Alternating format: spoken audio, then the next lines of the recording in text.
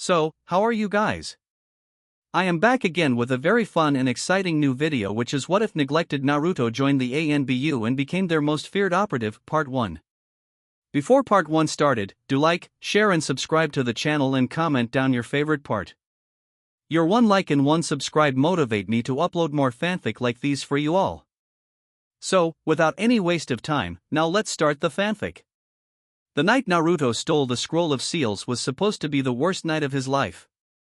Instead, it became the night everything broke. Moonlight filtered through the trees as Naruto panted over the giant scroll, his arms aching, his lungs burning, his heart still full of that desperate, stupid hope that had pushed him to do it. He wanted one thing. Just one. He wanted someone to finally look at him and say he was enough. Then Mizuki came. Then the truth came. Then Irika stood in front of him, taking those massive shuriken in the back, bleeding for him, protecting him, choosing him. For a few shining seconds after Naruto used the shadow clone jutsu and smashed Mizuki into the dirt, the world felt different. Irika looked at him with pride. Real pride. Naruto could still hear it. "You did it, Naruto," Irika said weakly, a shaky smile on his face. "You really did it." Naruto's chest tightened. His eyes burned. For the first time in his life, the pain in him had somewhere to go. "Irika-sensei," Naruto whispered. He thought that was it. He thought this was the beginning of everything getting better. He thought wrong.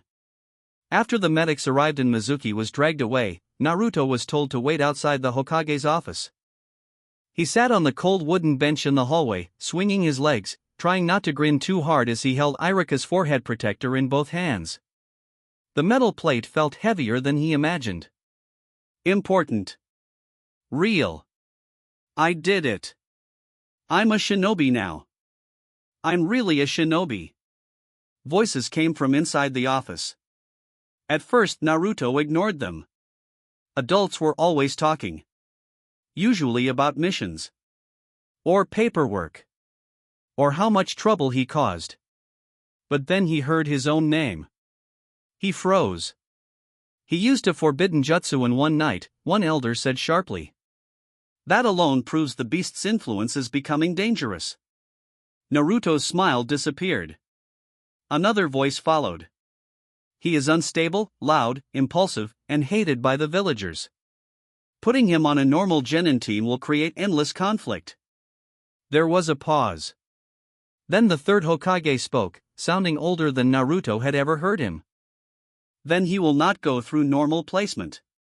Naruto's fingers slowly tightened around the forehead protector. The elder continued, "Good. Keep him out of public missions. The boy is useful, but he is not suited for the same path as the others." Useful. Not suited. Naruto leaned closer to the door without even realizing it. Hiruzen exhaled. If he cannot be guided in the open, then he will be watched in the shadows. ANBU can evaluate him. The world went still. Naruto didn't blink. Didn't breathe. Inside the room, no one knew he was standing there with the forehead protector Irika gave him still clutched in trembling hands. One elder scoffed. "A child in ANBU? Not as a full operative," Hiruzen replied. "Not yet. A probationary placement. Observation. Discipline. If he survives it, then perhaps the village will have forged something useful out of him. If he survives it. Useful." Naruto stared at the wood grain on the floor until it blurred. So that was it. That was what he was. Not a hero for stopping Mizuki. Not a student who finally passed. Not a kid who nearly died and still came back smiling. Useful. A thing to hide. A burden to send into the dark because no one wanted him standing in the light beside the others. The door opened. Naruto jerked back, forcing a smile so fast it hurt his face. Hiruzen looked at him, and for a second the old man's eyes softened. Naruto. Naruto stood. Old man. So, team assignments tomorrow, right? Which jonin do I get? Maybe a really strong one? One who can teach me awesome jutsu? Silence. That silence told him everything before the Hokage even spoke. Hiruzen chose his words carefully. You will be receiving a different kind of training. Naruto's grin shook. Different? Iruka, bandaged and pale, had just arrived at the end of the hallway. The moment he saw Naruto's face, his own expression changed. Naruto, listen. No, Naruto laughed. It sounded wrong. Thin. Cracked. No, it's fine. Different is good, right? Because I'm special, yeah? That's what everyone always says. Naruto, Hiruzen said quietly. But Naruto was already backing away. So I don't get a team. It is not a punishment, Hiruzen answered. That made it worse. Because if it had been a punishment, then at least Naruto would have understood it. Instead, it was worse than punishment. It was rejection dressed up as duty. Sure, Naruto said, forcing out another laugh. Yeah. Of course. Why would I need a team? Why would anyone want me around, right? Iruka stepped forward. That is not what this is. Naruto's blue eyes flashed to him, full of hurt so raw it almost made Iruka stop walking. Then what is it? Naruto asked. Tell me, Iruka-sensei. What is it called when everyone decides you're too much trouble to stand beside them? No one answered. Naruto swallowed hard, then slapped the forehead protector onto his head with hands that would not stop shaking. Doesn't matter, he muttered. I'm a shinobi now. That's enough. He turned and ran before either of them could see the tears finally break free. That night, Naruto did not go home. He sat on the fourth Hokage's stone face long after midnight, knees pulled to his chest, staring over the village that had never once felt like his. Lights glowed in warm windows. Families ate together. Parents tucked children into bed. Jonin returned from missions. Somewhere people laughed. No one was looking for him. No one except one shadow in the trees. You're making enough noise with your breathing to alert every guard between here and the gate. Naruto spun around so fast he nearly slipped off the stone. A man stepped into the moonlight. Tall. Scarred. Bandaged head. Hard eyes. Ibiki Marino. Naruto recognized him. Everyone in the academy did. The man who could make grown criminals cry with one look. Naruto wiped his face quickly. I'm not crying. Ibiki looked at him for a long moment. Didn't say you were. Naruto glared. Come to drag me to the creepy basement already? Ibiki walked closer, boots slow and steady. If I had, you would have noticed 5 minutes after the cuffs were on. Naruto snorted despite himself. Ibiki sat beside him on the stone ledge, arms resting on his knees. For a while neither of them spoke. Below them, Konoha slept. Finally Ibiki said, Do you know why most people break an interrogation? Naruto frowned. Because you're scary? Ibiki actually made a sound that was almost a laugh. No. They break because they go in believing someone will come for them. He looked straight ahead. When that hope dies, so do their lies. Naruto stared at him, confused and annoyed and weirdly unable to look away. What's that got to do with me? Ibiki's eyes shifted toward him. Everything. Naruto looked down. The answer was obvious, and he hated that it was obvious. Ibiki continued, Most children your age break when they are isolated. You didn't. Most children your age would have begged for comfort after learning the truth about the Ninetales. You didn't. You were hurt. Angry. Then you got up and fought. His voice remained flat, but the words landed hard. That kind of pain can destroy a person. Or forge one. Naruto clenched his jaw. So I'm a weapon now too? Ibiki did not lie to him. If you choose to be. Naruto laughed bitterly. And if I don't? Then tomorrow you go back to a village that fears you, pities you, or ignores you, and you survive however long that lasts. That answer made Naruto's chest ache, because it sounded true. Ibiki stood. The Hokage wants observation. The elders want distance. ANBU wants results. He looked down at Naruto. I want to see what happens when someone finally stops treating you like a joke. Naruto looked up slowly. Ibiki held out a hand. Come with me. Train. Bleed. Learn. Hate it if you want. But if you endure it, no one in this village will ever again decide where you belong without your permission. Naruto stared at the offered hand for several seconds. His heart hurt. His pride hurt. His whole life hurt. But beneath all of that, under the loneliness and anger and humiliation, something else moved. A small, dangerous spark. If they want to throw me into the dark, then I'll become the thing the dark fears. Naruto took Ibiki's hand. The next morning, team assignments happened without him. Sasuke Uchiha was placed under Kakashi Hatake with Sakura Haruno. Students whispered. Girls squealed. Naruto's empty place became a rumor before the day even ended. Maybe he failed after all. I heard he got arrested. No, I heard the Hokage finally got rid of him. Sakura rolled her eyes when she heard the last one. He probably did something stupid. Sasuke said nothing, but his eyes narrowed. Kakashi, reading his little orange book with one eye, asked casually, and Naruto? Not even one insult about my lateness today. Strange. Iruka did not answer. Across the training field, hidden in the branches above, a boy with bright blonde hair watched through a plain white ANBU mask set beside him on the bark. Naruto listened to them speak about him like he had vanished. Like he had never existed. His hands tightened. Ibiki stood behind him on the branch. Eyes forward. Naruto faced the field again. Below, Kakashi tied the bells to his waist. Your first lesson, Ibiki said quietly, is simple. Attachment is a weakness in our line of work. Naruto watched Sakura smile at Sasuke.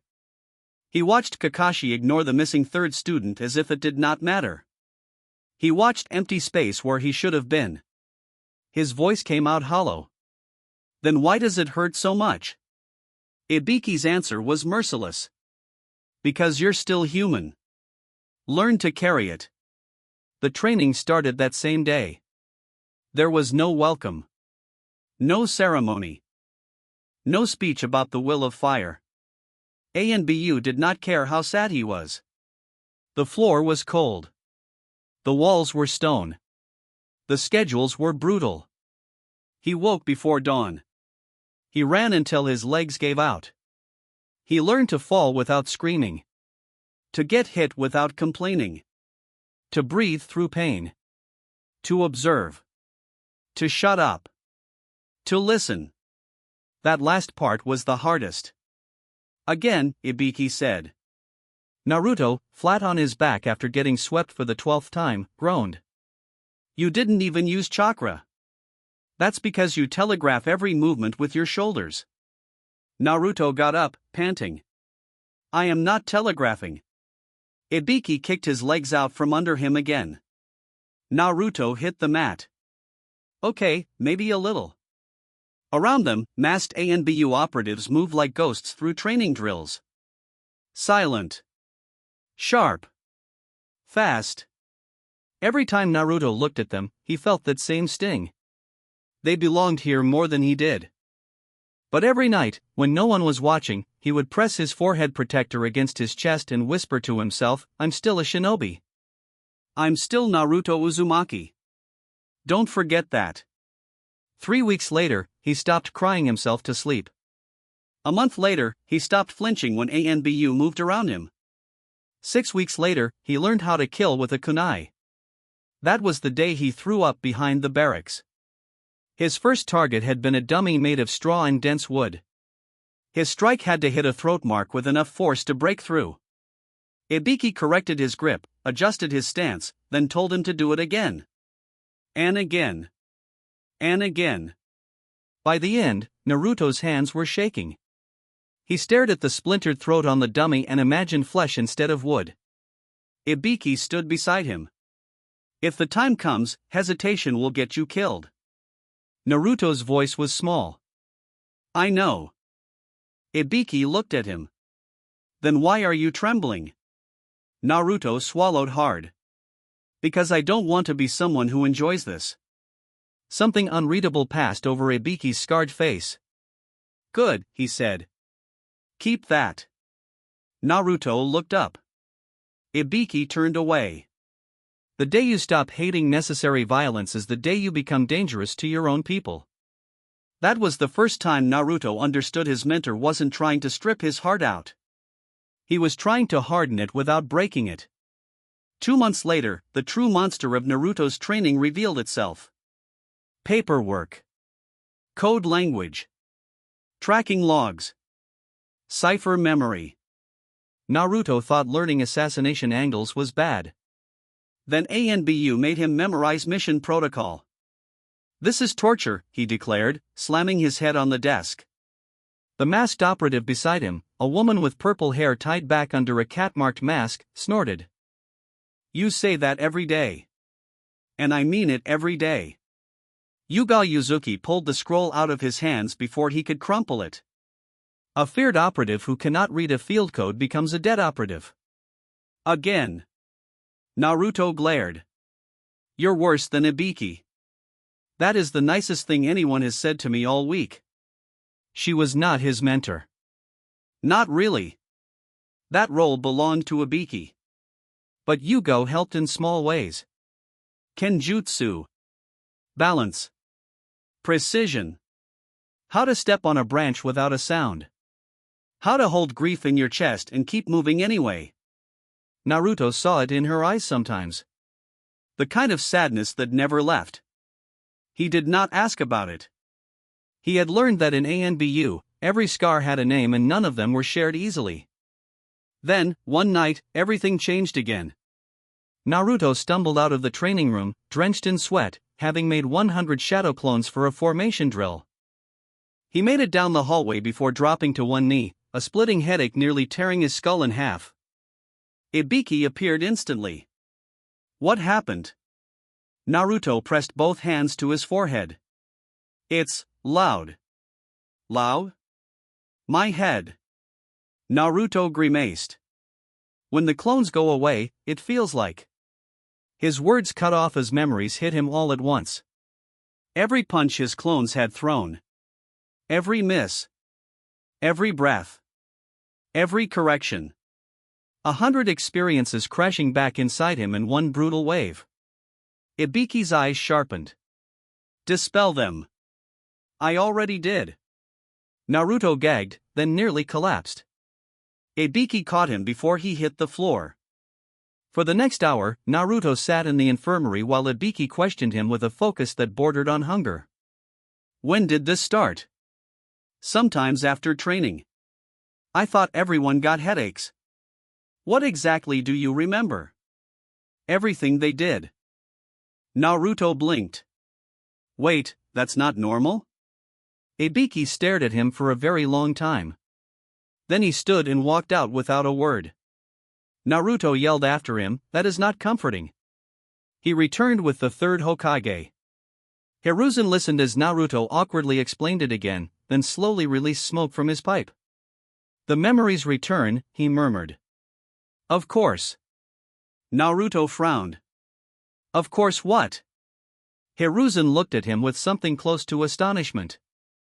Naruto, the Shadow Clone Jutsu does not merely divide chakra. It returns experience as well when dispelled. Silence. Naruto blinked once. Twice. Then his jaw dropped. You mean, he pointed at himself. You mean every clone can learn stuff for me? Ibiki crossed his arms. In theory. Naruto shot to his feet so fast the stool fell over. In theory? In theory? Old man, that's insane. Hiruzen's wrinkled face softened. Yes. It is. Something bright lit behind Naruto's eyes for the first time in months. Then Ibiki ruined it. If you overuse it, the feedback could cripple you. Your body must withstand the strain. Your mind must organize what returns. And you will not abuse it without supervision. Naruto deflated. You sound happy about that. I am terrified by how happy you look. Naruto grinned anyway. That was the first true glimpse of what he could become. And it scared the room. Not because he was strong yet, but because suddenly there was a path. After that, Naruto's progress exploded. 3 months later, the boy who could barely move silently through one hallway was crossing the compound rooftops with 12 clones spread through different training sectors at once. One learned chakra control by walking vertical surfaces until his feet bled. Another studied field maps. 4 drilled taijutsu combinations. 2 worked on wind nature exercises with leaves and waterfall cuts. 1 sat in meditation under seal restraints designed by the Hokage to help him feel the nine tails without drowning in it. When the memories returned, Naruto staggered. Then adapted. Then got better. Pain became part of the process. So did loneliness. Because no matter how fast he learned, he still ate alone. He still slept alone. He still passed civilians in the village during rare daylight errands and watched them stiffen when they recognized his face. One evening, while masked and dressed in black, Naruto stood on a rooftop watching Team 7 return from the Land of Waves. He had not been allowed on the mission. Officially, he did not exist in the public structure anymore. Below him, Sasuke walked with his hands in his pockets, trying to hide how exhausted he was. Sakura carried supplies, glancing at him with worry. Kakashi limped slightly, I half-lit it as always. And in the middle of them all was a boy with Naruto's age, Naruto's height, and Naruto's old orange color in his grin. No. Not a real boy. A transformation clone placed by ANBU order weeks ago to avoid questions. Disposable. Quiet. Meant only to maintain appearances from a distance before medical leave rumors spread. Naruto stared at it from the roof until his throat ached. That should have been me. He imagined what it would have been like to stand on that bridge. To fight beside them. To protect them. To hear Kakashi say his name on a real mission. Instead, he watched a fake laugh in his place. Ibiki landed beside him without a sound. You'll fall behind if you keep looking backward. Naruto did not move. Did they ask about me? Ibiki said nothing. That silence answered him. Naruto laughed once. Bitter. Yeah. Thought so. Below, Sakura was saying something. Sasuke looked away, pretending not to listen. Kakashi's gaze briefly shifted upward toward the roofs, almost as if he sensed someone there. Naruto stepped back into shadow before he could be seen. That night, he trained until his hands split open. A year had passed since the night of the Scroll of Seals. Konoha began to whisper a new rumor. A masked ANBU operative had started appearing on missions that went wrong. Bandits would ambush a convoy and be found unconscious with precise nerve strikes. Missing Nin would flee into forests and never reach the border. Smugglers talked in frightened voices about a silent fox-masked child whose eyes glowed in the dark and whose clones moved without a sound. At first, no one believed it. Then a Jonin patrol returned early one evening, dragging 3 captured grass spies, all tied up with wire so tight they could barely breathe. Anko Mitarashi dropped onto the floor of the Hokage's office with her usual grin, only this time it looked more stunned than wild. You should have seen it, old man. Hiruzen raised an eyebrow. That dramatic? Kakashi, standing by the window on report duty, looked up from his book. Anko laughed sharply. Dramatic? Your little ghost cut off all 3 escape routes before I even formed the hand signs for capture. She turned toward Kakashi. 1 second the spies were running. Next second there were kunai at all their throats. Kakashi's visible eye curved mildly. Sounds efficient. Anko jabbed a finger toward him. No. Efficient is you being late and still finishing a mission. This was creepy. Hiruzen leaned forward. Was the target injured? Not one fatal strike. Anko folded her arms. But one of the grass shinobi wet himself when the operative stepped behind him and whispered in his ear. Even Kakashi lowered the book a little at that. Hiruzen hid his reaction behind his pipe. Whispered what? Anko grinned, teeth sharp. If you blink, I'll be the last thing you see. Kakashi's eye widened slightly. The office door opened. A small ANBU operative in a plain fox mask knelt without making a sound. Naruto. His armor was still slightly oversized in the shoulders, but the way he held himself had changed. Less fidgeting. Less bouncing. More stillness.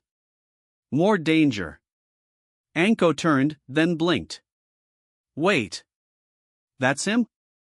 Naruto stayed kneeling. Mission complete, Lord Hokage. Hiruzen studied him for a moment. Well done. Kakashi glanced from the mask to the compact posture to the lack of unnecessary movement. Something about it felt wrong to him. Familiar. He looked harder. Naruto felt that gaze through the mask and kept his breathing steady. Anko walked closer and circled him like a curious predator. You're tiny. Naruto said nothing. Hey, Hatake, Anko said with a crooked smirk, how much do you want to bet this kid could tag one of your bells before your precious orange menace ever could? Kakashi's eye rested on the fox mask. Then he shrugged. That would depend on the kid. Naruto's fingers twitched. For one reckless second, the old spark in him wanted to shout, "Try me, you lazy Cyclops." But that boy had been packed away under bandages, discipline, and cold hallways. Naruto kept his voice flat. Permission to withdraw? Hiruzen nodded. Granted. Naruto vanished in a body flicker so clean Anko actually blinked. Kakashi lowered the book completely. That was not academy-level movement, he murmured. Hiruzen did not answer. Anko whistled. Told you. Creepy. As Naruto raced through the upper roofs, his heartbeat pounded hard in his ears. Kakashi had looked right at him. And for one foolish, painful moment, Naruto had wanted him to know. Wanted him to be shocked. Wanted him to regret never asking where Naruto had gone. Instead, he vanished into the night like he was trained to do. That same week, Naruto's loneliness met something even worse. Recognition. He was returning from a surveillance route through the market, mask hidden under a cloak, when he heard two women talking beside a vegetable stand. Did you hear? One of the Hokage's secret operatives took down a whole spy cell. Really? Good. Better than letting that demon brat run around in public. Naruto's steps slowed. The first woman nodded. Exactly. Honestly, if they're smart, they'll keep him hidden forever. Naruto stood there, just outside their sight, feeling each word land like a stone. He had become strong enough to terrify criminals. And still the village only wanted him invisible. His hand closed around the edge of his cloak. For a second, the chakra inside him shifted. Hot. Red. Angry. The air around him trembled. Then a hand landed on his shoulder. Naruto turned sharply. Yugo stood behind him, expression unreadable. Walk, she said quietly. Naruto obeyed. They did not stop until they reached an empty roof above the market. Only then did Yugo let go. Naruto ripped the cloak hood off and laughed, but there was no humor in it. You hear that? I'm doing exactly what they want. I'm getting strong. I'm protecting them. I'm staying out of the way. And it still isn't enough. Yugo looked out over the village. For some people, it never will be. That's supposed to help? No, she finally looked at him. It is supposed to be true. Naruto bit the inside of his cheek so hard he tasted blood. I thought if I changed enough, his voice cracked. I thought if I got strong enough, they'd have to see me. Yugo's gaze softened, just slightly. They will, she said. But not all at once. And not all of them. Naruto laughed bitterly again. Great. She reached into her pouch and tossed him something. A small fox mask. Better made than his training one. White porcelain. Red marks. Sharper eyes. Naruto caught it, staring. When did you? I repaired the old one. She looked away before he could thank her. You cracked it on your last mission. Naruto ran a thumb over the smooth mask. It was such a small thing. But in a life built mostly from scraps, small things mattered. Thanks, he said quietly. Yugo stepped toward the roof edge. Do not lose yourself trying to be seen by people who shut their eyes on purpose. Then she was gone. Naruto stood alone with the mask in his hands and the hurt still inside him. But now it had shape. Now it had direction. By the second year, Naruto stopped being an experiment. He became an asset. He also became a problem. Not for Konoha. For anyone who got in his way. His fighting style changed first. Loud charges turned into feints. Feints turned into traps. Traps turned into kill zones. Shadow clones were no longer distractions. They were information nets, moving seals, bait, rescue lines, and striking angles all at once. Ibiki sharpened his instincts. Yugao cleaned his movement. Hiruzen quietly supplied scrolls that should have been far above Naruto's rank. And one day, Jiraiya returned to the village. The Toad Sage had many reasons for coming back to Konoha. Rumors. Orochimaru.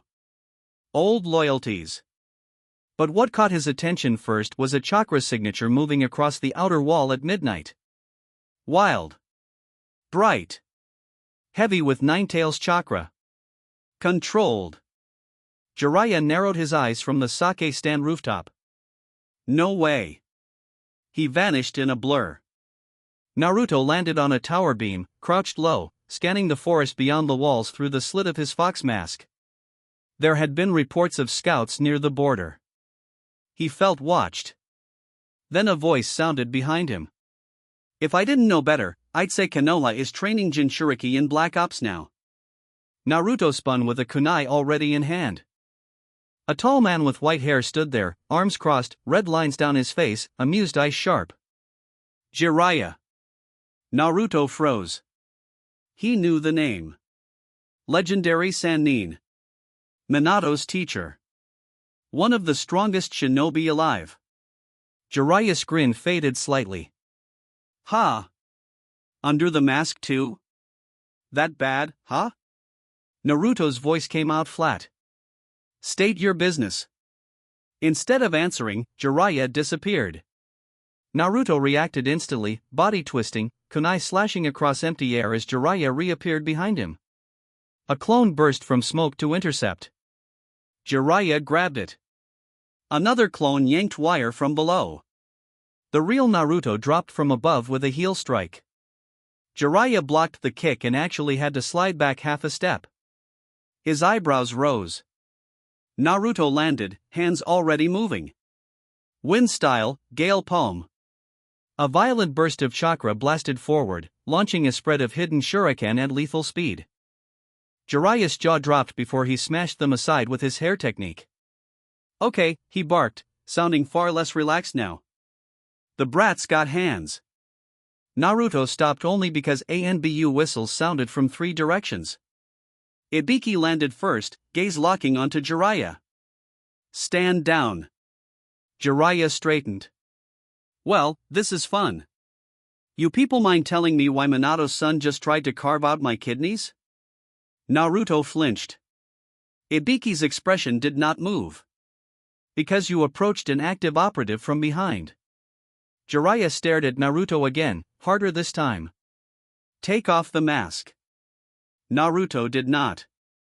Kid. Naruto's fingers tightened at his sides. Ibiki said, that is not your order to give.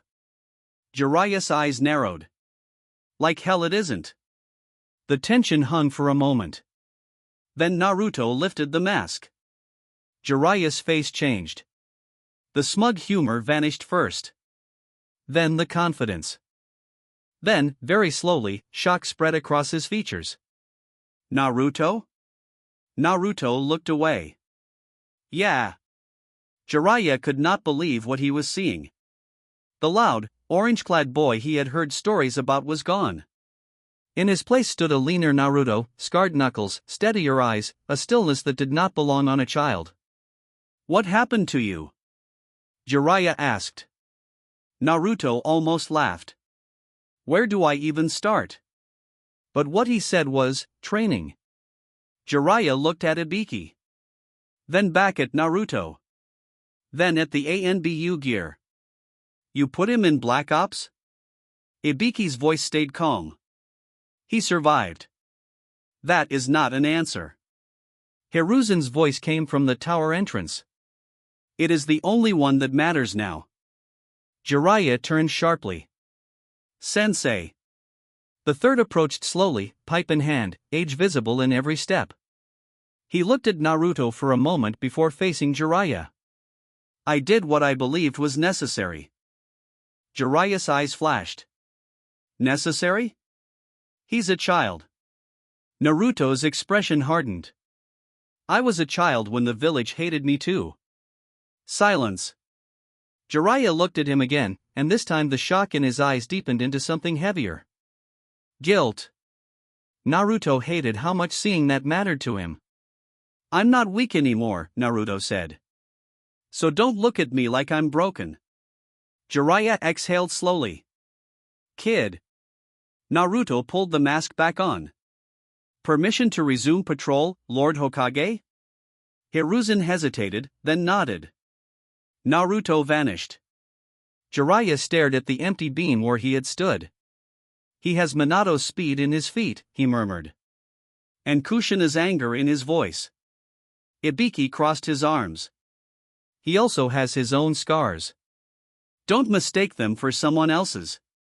For the first time in years, Jiraiya had no joke ready. 1 month later, the Chunin exams were announced.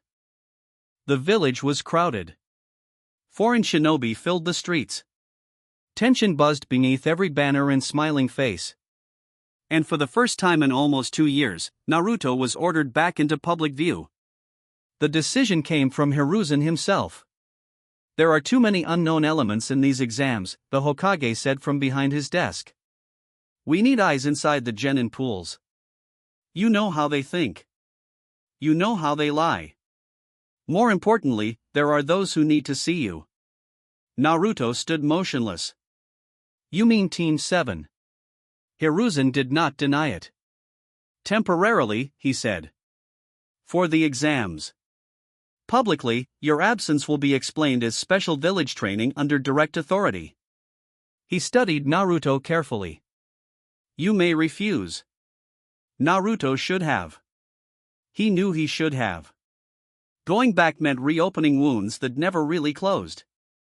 Seeing Sasuke and Sakura again meant facing the life he lost. Seeing Kakashi meant wondering whether the Jonin ever cared in the first place. But there was one more truth inside him now, one he could not ignore. He wanted them to see. Not for approval. Not anymore. For recognition. For proof that Naruto Uzumaki had not disappeared. He had evolved. I'll do it, Naruto said. Ibiki looked at him after the meeting ended. You do not owe them a performance. Naruto adjusted the strap on his arm guard. Good. Because I'm not giving them one. The morning Team 7 was called together for the exams. Kakashi arrived late as usual. Sasuke stood with his arms crossed, irritation written all over his face. Sakura had a clipboard, a pouch full of supplies, and the same habit of glancing around for danger she never used to have. Then footsteps approached. Slow. Measured. Not loud. Not Naruto-like. Sakura turned first. Her eyes widened. Sasuke's head snapped in the same direction, and for once his face broke completely out of its usual cool mask. Kakashi stopped mid-step. Naruto walked toward them wearing dark shinobi gear beneath a standard Konoha flakline jacket, hitayate tied properly, arms wrapped, posture straight. He had grown taller. Not much. But enough. More than that, he carried himself differently. Like he expected threats from every angle and planned for all of them. Sakura's mouth opened. Closed. Opened again. Naruto? Naruto gave a small nod. Sakura. Her jaw literally dropped. Sasuke stared hard, scanning Naruto from head to toe as if looking for a trick. What happened to you? Naruto's eyes shifted to him. Calm. Sharp. I trained. Kakashi's visible eye narrowed with open surprise. No wild waving. No shouting. No challenge. No orange. This was Naruto, but it was also someone else. Sakura took a half step closer. You were gone for almost 2 years. No one told us anything. Naruto's expression barely moved. I know. Something about that simple answer hit harder than anger would have. Sakura looked away first. Kakashi finally tucked his book away. Well, that explains a few things. Naruto met his gaze. For example, he asked. Kakashi held it for a second. Why a certain ANBU operative felt familiar. Sasuke's eyes widened slightly. ANBU? Sakura spun back around. Wait, what? Naruto said nothing. That silence was answer enough. Sakura could not believe what she was hearing. The class clown. The dead last.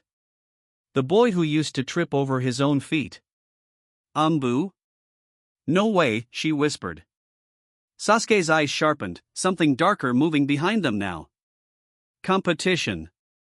Irritation. Curiosity. Kakashi studied Naruto carefully. Bell test, he said. Sakura blinked. What?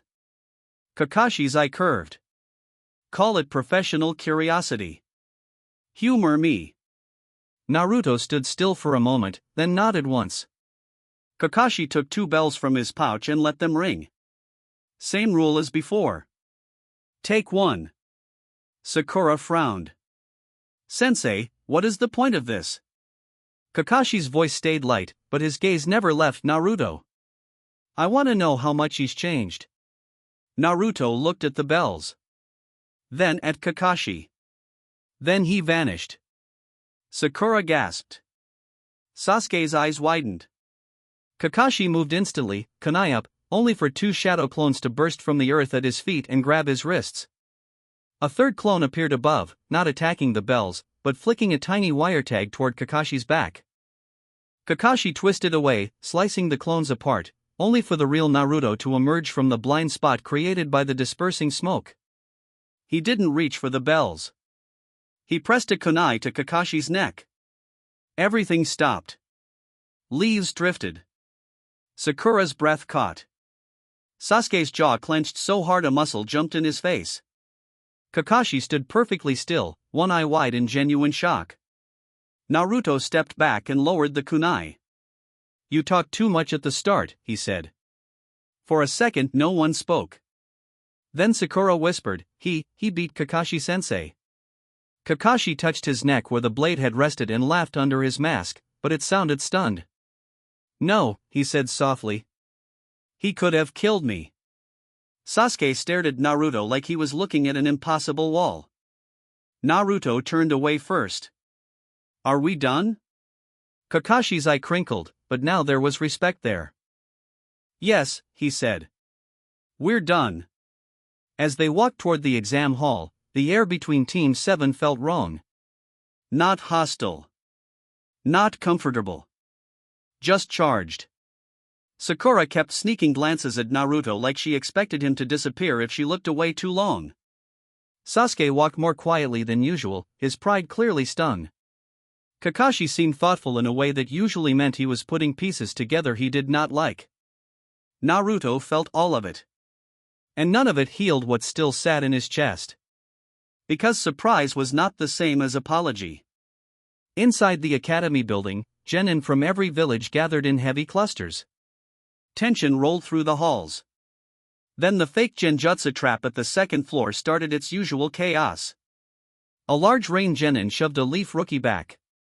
Can't even get to the right floor? Sakura tensed. Sasuke stepped forward. Naruto didn't. He just watched. Rock Lee arrived.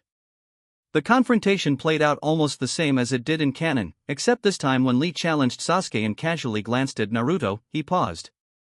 His smile faded a little. "You," Lee said. "You move like a hidden blade." Naruto blinked. Sasuke scowled.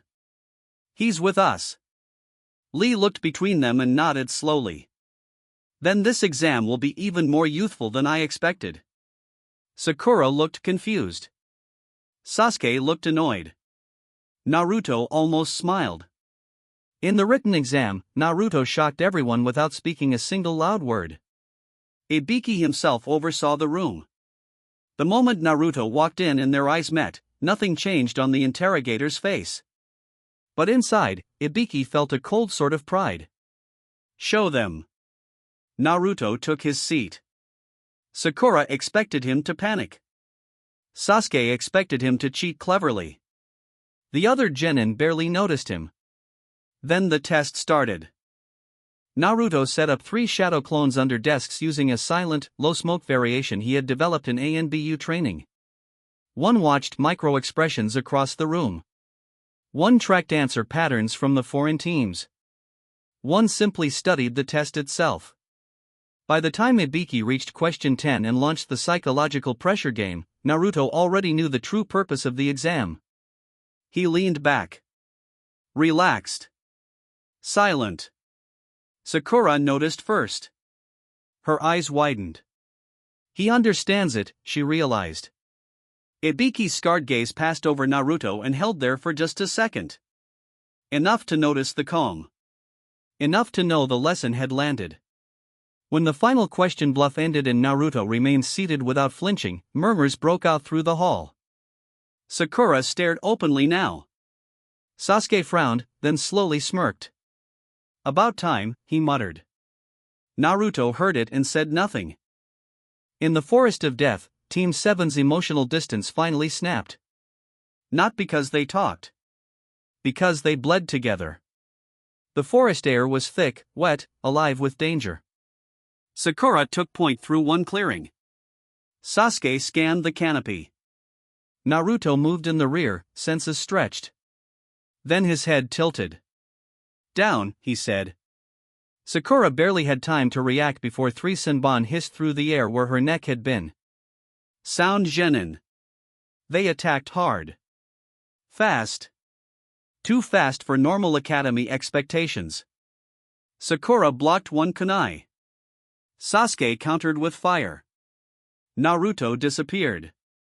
One sound ninja smirked. Where did the blonde brat? A hand clamped over his mouth from behind. Naruto. Silent. Cold. The ninja's eyes bulged. Naruto drove a palm strike into the base of his neck, dropped him, spun under a second attack, and kicked that enemy into a tree so hard bark cracked. The third launched a sound-based jutsu. Naruto bit his thumb. Summoning jutsu. A burst of smoke. Not Gamabunta. Not yet. A medium battletoad with a scar over one eye slammed down into the clearing and croaked in outrage. "Who dares interrupt my nap?" The remaining sound genin's face went white. Naruto did not even look at him. Tongue. The toad lashed out. The enemy vanished into the brush with a strangled scream.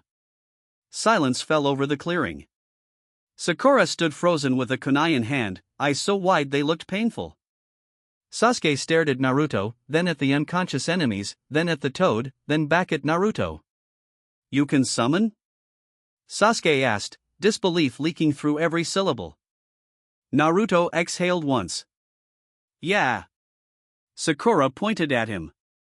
"Since when can you do that casually?" The toad sniffed. He also owes me snacks. Then it vanished in smoke. For a second, Team 7 just stood there. Then Sakura whispered, "You ordered a toad." Naruto looked at her. "Would you rather?" I asked politely. Sasuke actually huffed a short laugh before catching himself. That tiny sound stunned Sakura almost as much as Naruto's power display. Then the air changed. A killing intent so massive it pressed down from every direction. Leaves stopped moving. Breath became hard. Sakura's body locked. Sasuke's eyes widened. Naruto's hand went straight to a seal tag. A figure stepped from the trees. Long hair. Pale skin. A face with a smile too wide to be human. Orochimaru. "Well now," he hissed softly. "This exam is far more interesting than I expected." Sakura trembled. Sasuke reached for a kunai, but his fingers shook. Naruto stepped in front of them both. Orochimaru's golden eye slid to him and narrowed with amusement. "And what do we have here?" "The Jinchuriki hiding behind discipline." Naruto's voice was flat. "State your purpose." Orochimaru laughed, low and delighted. "You really have changed." He moved. So did Naruto. The clash shattered the ground beneath them. Kunai struck with sparks. Clones burst from the undergrowth. Orochimaru flowed between them like a snake through grass, smiling even as 3 tags exploded against a tree trunk behind him. Naruto used the smoke instantly, changing angles, forcing distance, cutting low. Orochimaru blocked, but his smile faded. Naruto was reading him. Not fully. Not enough to win. But enough to make this entertaining prey dangerous. "Excellent," Orochimaru murmured. Naruto felt it then. This man was stronger than anything he had ever faced. Jonin level did not describe it. Monster did. But Naruto did not retreat. He launched 4 clones left. 2 right. 1 above. The real one slid underneath with a wire trap lined to exploding tags. Orochimaru's tongue shot out unnaturally, skewering 2 clones at once. Naruto grimaced and used the returning memories instantly, adjusting in motion. Wind style, breakthrough. The blast slammed Orochimaru sideways. Sasuke and Sakura watched with complete disbelief. The Deadlast was exchanging blows with a monster that made their bodies freeze in fear. Sasuke's eyes burned with equal parts awe and frustration. How far did he go while I stood still? Sakura's heart pounded. She could barely process it. Naruto, the loud idiot she used to hit for being annoying, was the only reason they were not already dead. Orochimaru emerged from the smoke, a shallow cut on his cheek. He touched it. Looked at the blood. Then smiled wider. Naruto's eyes narrowed behind the strain. "Why are you here?" Orochimaru's gaze flicked to Sasuke. "For him." Sasuke stiffened. Naruto moved without thinking. He stepped even further in front. "No." That one word came out so sharp even Orochimaru's amusement shifted. The Sannin released a pulse of killing intent so fierce the trees seemed to groan. Sakura dropped to her knees. Sasuke fought it, shaking violently. Naruto dug both feet into the dirt and stayed standing, though sweat ran down his jaw. Orochimaru studied him with new interest. "Such stubbornness," he whispered. "Such pain. Konoha buried you in shadow, and yet you still stand in front of its precious children." His tongue flicked across his lips. "How loyal." Naruto's breathing roughened. I said no. For one instant, red chakra flared around him. Controlled. Thin. But visible. Orochimaru's eyes widened. Now that was interesting.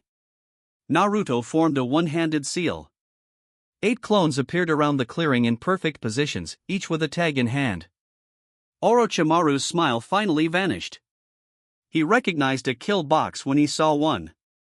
The tags ignited. The forest exploded. Sasuke threw himself over Sakura as heat tore through the clearing. Trees snapped. Dirt blasted upward. Smoke swallowed everything. When it cleared, Naruto was on one knee, panting hard. Orochimaru stood at the edge of the crater, robes burned in places, expression no longer playful. His voice dropped to a whisper full of dark delight. "You are going to become terrifying." Then he vanished. Naruto's body nearly gave out. Sasuke caught his shoulder before he fell. The contact stunned both of them. For a moment they just looked at each other through smoke and ash. Sasuke's expression was unreadable, but his voice was not. "You drove him back." Naruto swallowed hard. "Not for long." Sakura was still shaking, but now when she looked at Naruto, there was no dismissal in her face. No irritation. Only raw shock and something else. Trust. "You saved us," she whispered. Naruto looked away. Because that should have felt good. And it did. But it also hurt. Because some part of him still remembered when saving people had never been enough. They survived the rest of the forest with Naruto taking point. Word spread fast. A sound team found their allies tied upside down from trees with notes reading, "Try again." A rain team changed routes after finding a trench full of exploded tags and footprints that vanished in impossible directions. Gaara of the Sand heard the rumor and smiled with interest. "The fox child hides teeth," he murmured. Kankuro frowned. "Should we worry?" Gaara's eyes gleamed. "Yes." After the preliminaries began, the exam hall got a front row seat to Naruto's evolution.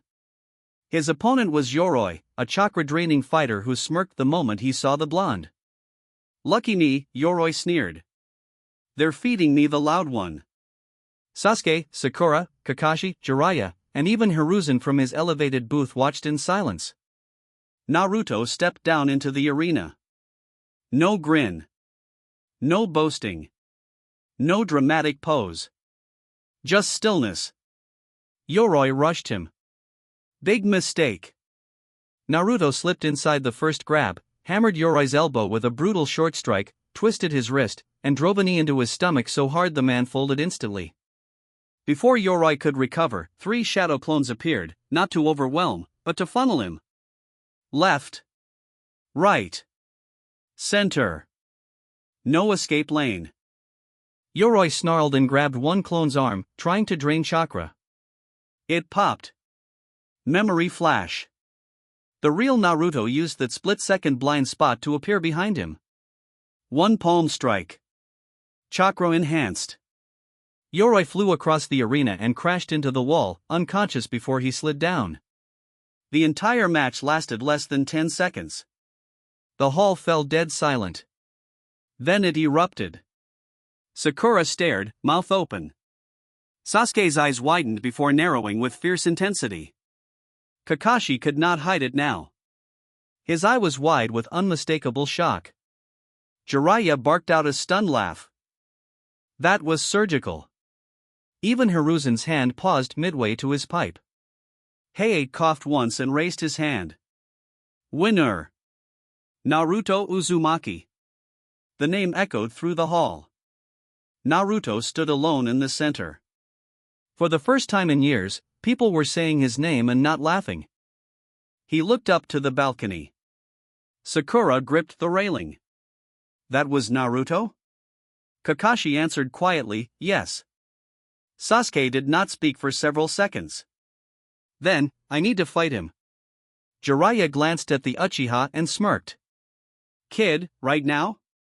You'd lose. Sasuke's jaw clenched.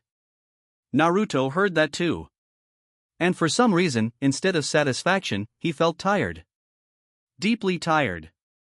That night, Jiraiya found him training alone near the hot springs cliff. Naruto was standing on one hand on the surface of the water, eyes closed, balancing chakra through his palm while clones pelted him with stones to break his focus. Jiraiya stopped at the tree line. He watched for a while before speaking. You know, most genins celebrate after winning a preliminary match.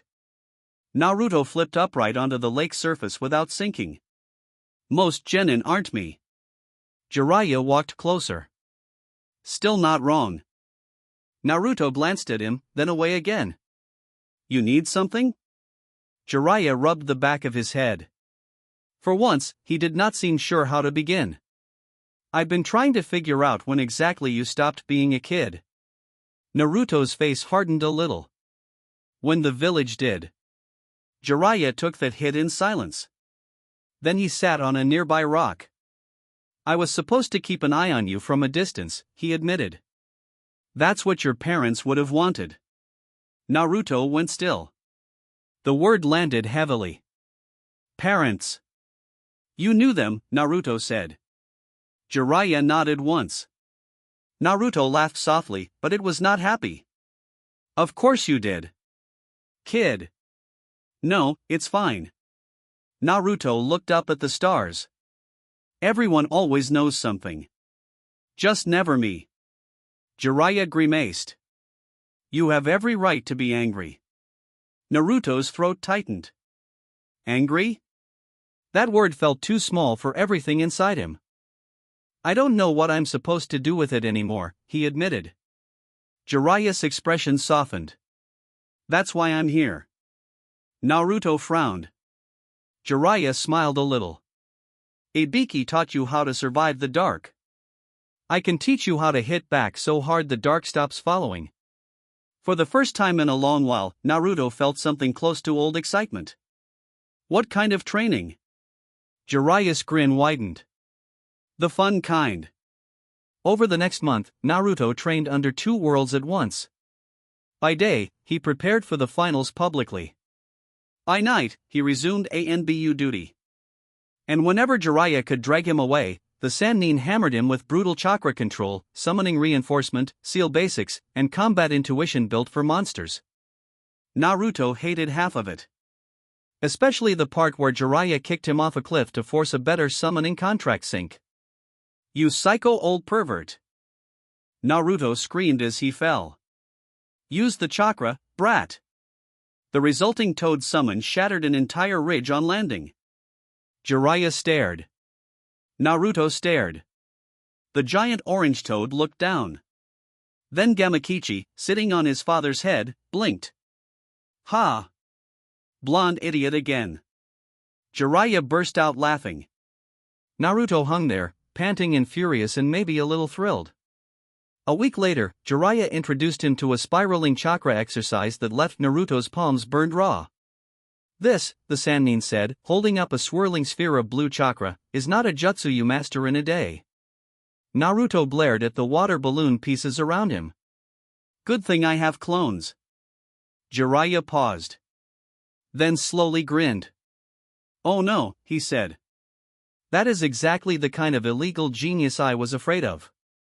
Naruto grinned back for the first time in years with something close to pure confidence. By the finals, the village buzzed with his name. Not with love. Not yet. But with attention. And for Naruto, that mattered. Sakura approached him before the matches began, holding 2 wrapped rice balls. I didn't know what you like now, she said awkwardly, not quite meeting his eyes. So I just got simple ones. Naruto stared at the food. Then at her. Sakura shifted uncomfortably. I know I wasn't exactly great before. Naruto gave a small huff that might once have become a joke. No, he said. You weren't. She winced. Naruto accepted the rice balls anyway. But thanks, he added quietly. Sakura looked up fast, surprised. He walked away before she could say more. From the upper platform, Kakashi watched that exchange and felt a twist of something unpleasant in his chest. Regret. He had failed to look closely enough. And now the boy he should have guided had become something far more dangerous without him. Sasuke approached next. No apology. That was not his way. But there was a fire in his eyes Naruto understood instantly. I'm not behind you, Sasuke said. Naruto took a bite of rice ball and looked at him. I didn't say you were. Sasuke's jaw tightened. Next time, I'm not the one you protect. Naruto swallowed. Then get stronger. Sasuke smirked. It was small. But real. When the invasion began, no one saw it at first. A genjutsu drifted through the stadium like soft falling snow. Feathers. Gasps. Bodies slumping. Then chaos. Sound shinobi burst from hiding. Sand forces moved. Civilians screamed. The barrier rose around Hiruzen and Orochimaru atop the arena roof. Kakashi shouted orders. Sakura fought off sleep. Sasuke cursed and gave chase after Gaara. And Naruto? Naruto moved. Instantly. Not as a genin. As ANBU. He slapped a seal to Sakura's shoulder to break the genjutsu wave around her and said, "Get civilians clear." Her eyes snapped open. Naruto. Move. She moved. Kakashi landed beside him, already reading the battlefield. For the first time, there was no mask of lazy amusement on the Jonin's face. Gaara's being extracted, Kakashi said. Sasuke is pursuing. Naruto's eyes hardened. Then I'm going after them. Kakashi looked at him, really looked at him, and nodded without hesitation. That single nod hit Naruto harder than he expected. Bring them back, Kakashi said. Naruto vanished. He tore through the forest like a black streak, chakra pulsing, clones fanning out for information. The village behind him roared with battle. Ahead, he felt it. Sasuke. Gaara. Blood. By the time Naruto arrived, Sasuke was battered, breathing hard, and staring at a half-transformed Gaara with wide eyes. Sand writhed around the Jinchuriki like living madness. His face had shifted, one eye full of murderous insanity. Gaara laughed, broken and thrilled. More blood. More screaming. Sasuke forced himself up. Shut up. Then Gaara's gaze slid past him. To Naruto. For a second everything changed. Because whatever Gaara expected, it was not the calm terror stepping into the clearing wearing a cracked fox mask and cold blue eyes. Naruto? Sasuke rasped. Naruto stopped beside him without looking away from Gaara. Can you still move? Sasuke hated the question. Barely. Good. Naruto pulled a soldier pill from his pouch and tossed it to him. Use barely. Gaara grinned madly. You smell like me. Naruto's eyes narrowed. No. I smell like someone who learned control. That made Gaara twitch. Then he screamed and attacked. The battle exploded. Sandclaws smashed through trees. Naruto's clones burst across branches, each carrying explosive tags or wire, dragging Gaara's attention apart. Sasuke tried to flank, but Gaara's transformed arm hurled him through a trunk. Naruto intercepted the follow-up strike with a clone wall that shattered instantly under the force. Too strong. Way too strong. Naruto leaped back, hands flying through seals.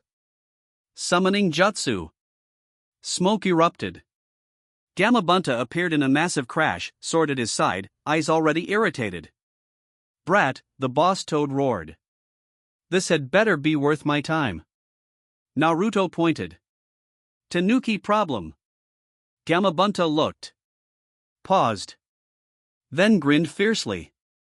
Oh. That kind of day. Sasuke, half broken against a tree, could only stare. Sakura, arriving moments later with Pakken after helping evacuations, froze at the edge of the battlefield. Her eyes widened so much it looked impossible. Naruto stood on top of a giant toad, wind whipping his blonde hair back, chakra burning around him, facing down a monster with no fear in his face. That's, she whispered. That's Naruto. Pakken huffed. Kid's terrifying. Gaara shrieked, his transformation surging. Gamabunta laughed and charged. The clash between giant summon and unstable Jinchuriki turned the forest into a war zone. Trees snapped like sticks. Shockwaves blasted dirt skyward. Naruto used clone feints from Gamabunta's head, striking Gaara's blind spots with explosive tag kunai while the Toad boss hammered Shikaku's forming limbs apart. Gaara kept regenerating. His madness kept growing. His sand struck wider, wilder, stronger. And then a tail of red chakra slipped around Naruto's body. Sasuke saw it first. His breath caught. Not wild. Not consuming. Controlled. Like Naruto had taken the beast inside him by the throat and forced it to obey. Kakashi and Jiraiya arrived on an upper ridge just in time to see it. Jiraiya actually stopped moving. Kakashi's visible eye widened in pure disbelief. He controlled it, Kakashi said. Jiraiya's grin was grim and proud all at once. That kid didn't just survive ANBU. He mastered the parts of himself everyone else feared. Below, Naruto bit his thumb again and slammed bloodied fingers onto Gamabunta's head. Transformation Jutsu. In a burst of smoke, Gamabunta transformed into a giant, absurdly convincing version of the Ninetales and Gaara.